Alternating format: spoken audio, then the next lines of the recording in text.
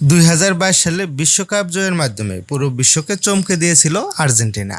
অনেকেই ভেবেছিল এটাই হয়তো তাদের শেষ বড় সাফল্য। কিন্তু 4 বছর পর 2026 বিশ্বকাপেও কেন আর্জেন্টিনাকেই সবচেয়ে বড় দাবিদার মনে করা হচ্ছে। আজ আমরা জানব কেন আবারও বিশ্বকাপ জয়ের স্বপ্ন দেখছে আর্জেন্টিনা।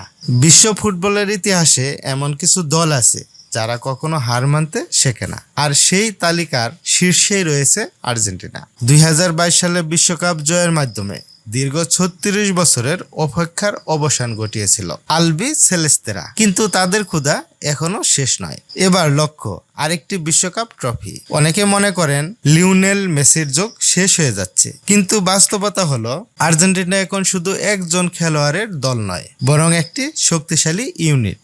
এমিলিয়ানো মার্টিনেজের দুর্দান্ত গোলকিপিং, ক্রিশ্চিয়ান রুমেরা এবং লিসান্দ্রো মার্টিনেজের শক্তিশালী ডিফেন্স, মাঝমাঠে এনজো ফার্নান্দেস, ম্যাক এলিস্টারের অসাধারণ নিয়ন্ত্রণ, আর সামনে জুলিয়ান আলভারেস ও লাউতারো মার্টিনেজের গোল করার ক্ষমতা, সব মিলিয়ে আর্জেন্টিনা বর্তমানে বিশ্বের অন্যতম একটি ভয়ঙ্কর দল।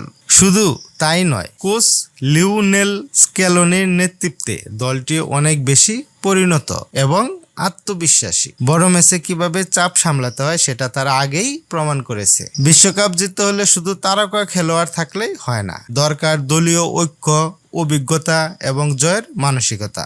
আর এই তিনটি জিনিসই এখন আর্জেন্টিনার সবচেয়ে বড় শক্তি। তবে ফুটবল অনিশ্চয়তার খেলা। ব্রাজিল, ফ্রান্স, স্পেন, ইংল্যান্ড কিংবা পর্তুগালের মতো শক্তিশালী প্রতিপক্ষও রয়েছে, তাই পথটা সহজ হবে না। কিন্তু যদি বর্তমান ফর্ম, দলের ভারসাম্য এবং জয়ের মানসিকতা বিবেচনা করা হয়, তাহলে বলা যায় আর্জেন্টিনাই আবার বিশ্বকাপ জয়ের সবচেয়ে দাবিদার। তাহলে আপনার কি মনে হয়, আর্জেন্টিনা কি আবারও বিশ্বকাপ জিতবে, নাকি অন্য কোনো দল ট্রফি নিয়ে যাবে? আপনার মতামত কমেন্টে জানান।